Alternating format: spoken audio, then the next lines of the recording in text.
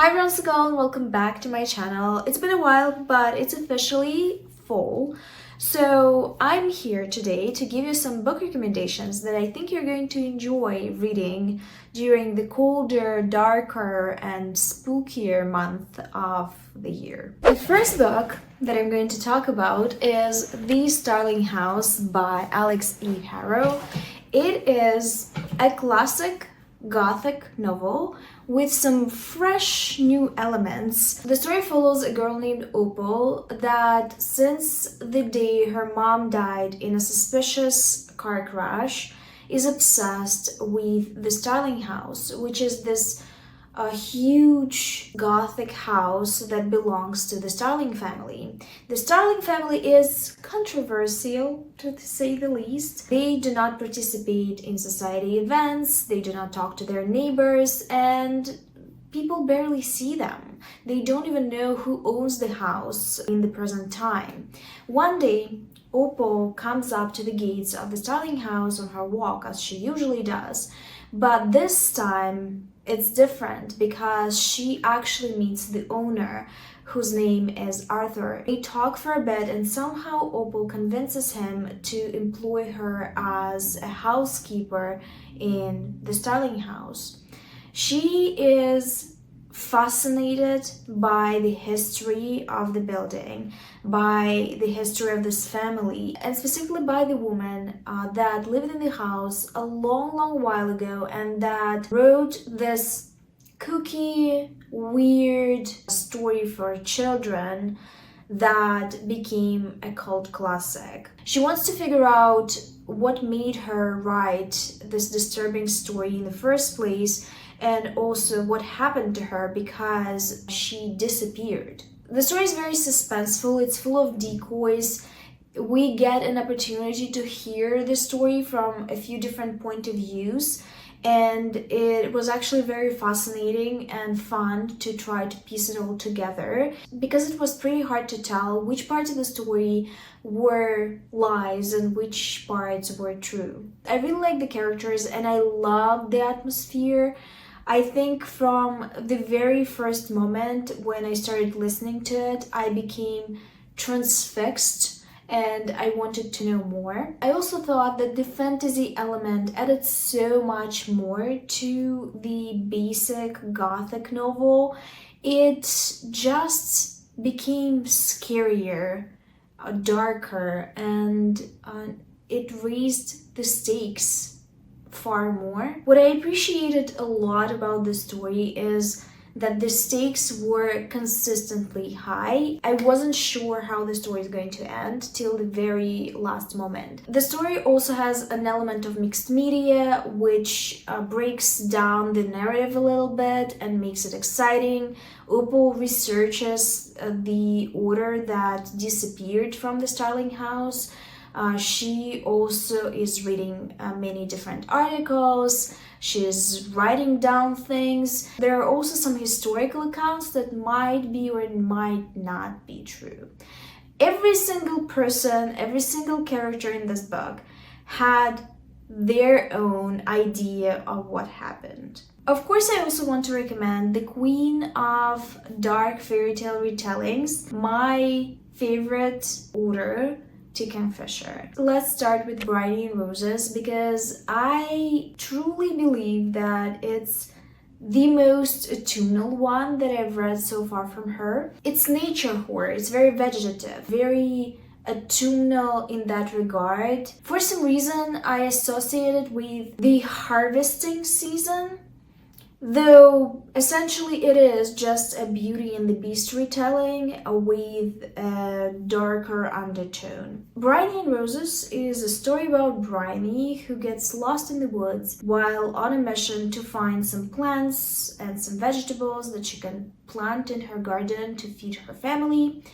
She stumbles upon a castle, the Beast's castle, and she asks for help, but the help is not free, and she has to stay with the Beast and take care of his garden. There is a romantic element to the story, but In my opinion, it's much more mature and adult than in the original fairy tale and in all the adaptations that I've read so far or seen so far, but it's something that Kingfisher does well in general. Her romances feel very down to earth, very real. I found the character of Bryony so appealing because she's the type of a girl that has a head on her shoulders. She's very capable, but at the same time, she's not all powerful. I think what Kingfisher does well with her female characters, or rather characters in general, is she knows how to balance them so they would feel real but also would be fascinating protagonists.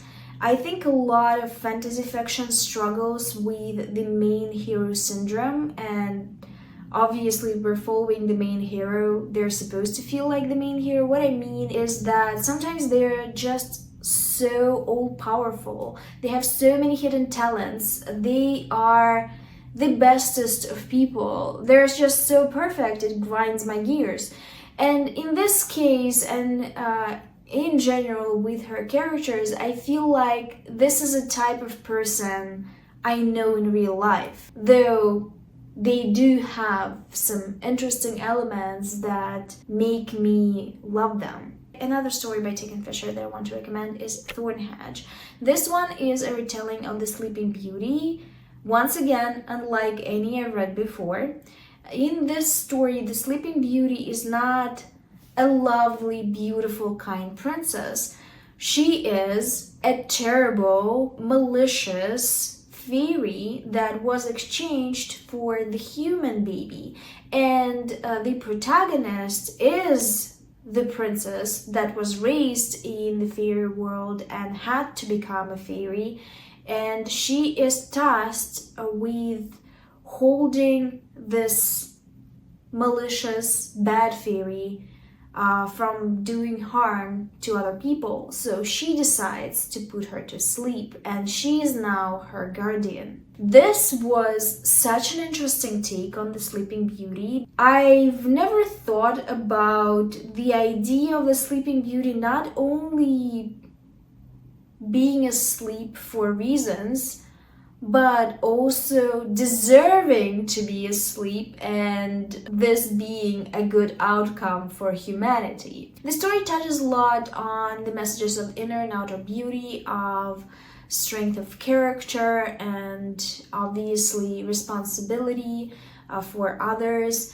I really liked it. It also has a very appealing, very once again down to earth, very believable romance between the protagonist and the knight that wants to release the Sleeping Beauty because he heard that she's asleep and needs help. This is a very fun take on the Sleeping Beauty, and if you particularly like the fairy world type stories, you like fairy lore, I think you're going to enjoy it even more. The next book that I want to recommend is a recent read, but it is undeniably a new favorite.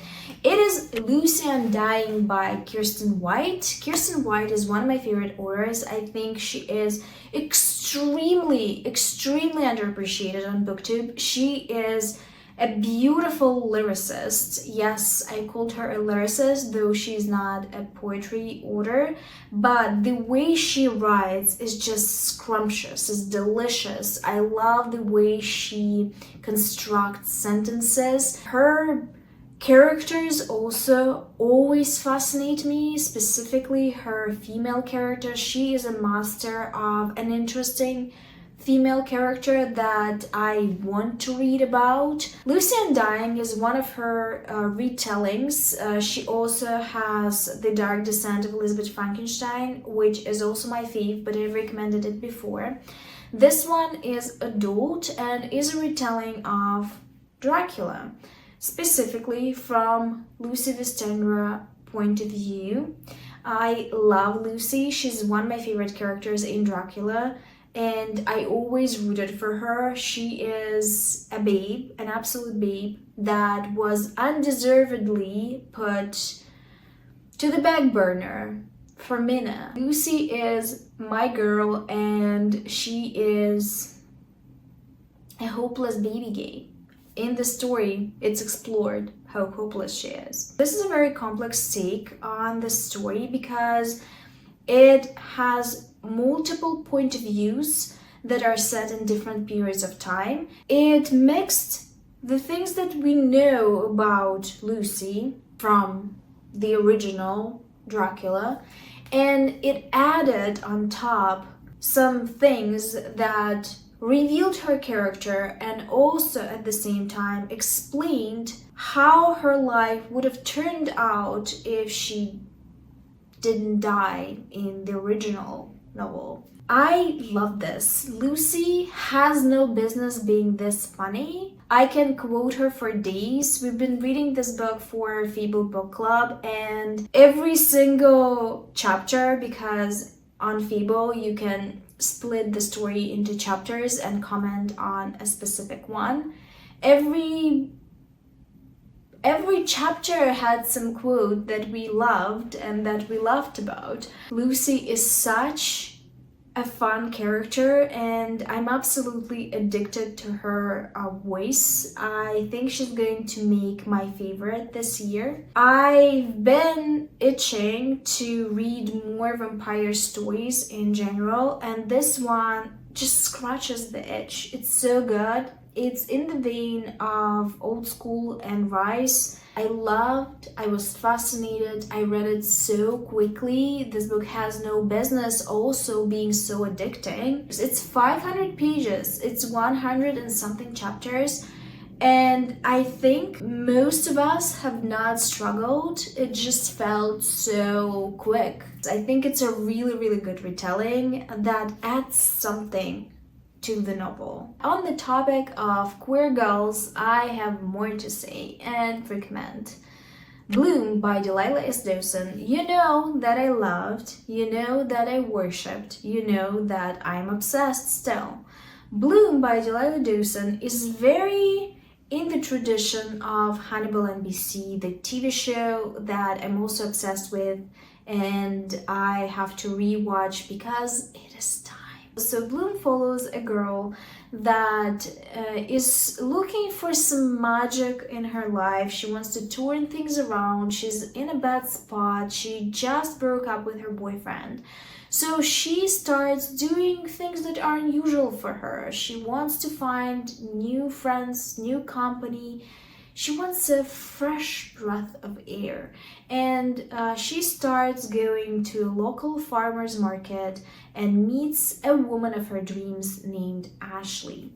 Ash is fascinating. She is charming, she is beautiful, she is capable. She's a woman of the heroine's dreams, and of course she falls head over heels for her, and it is an obsession.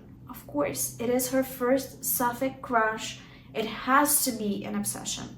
But Ash is hiding things from her, and we don't really know, well, we know, if the heroine is just paranoid or Ash is truly something dangerous, because there is some push and pull in their relationship. Ashley says things that are suspicious, she does things that are scary, but the heroine is so into her that she cannot shake it off. She cannot shake off this fascination with Ash.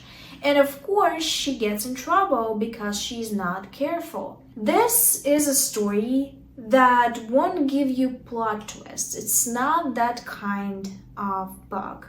This story is clear-cut.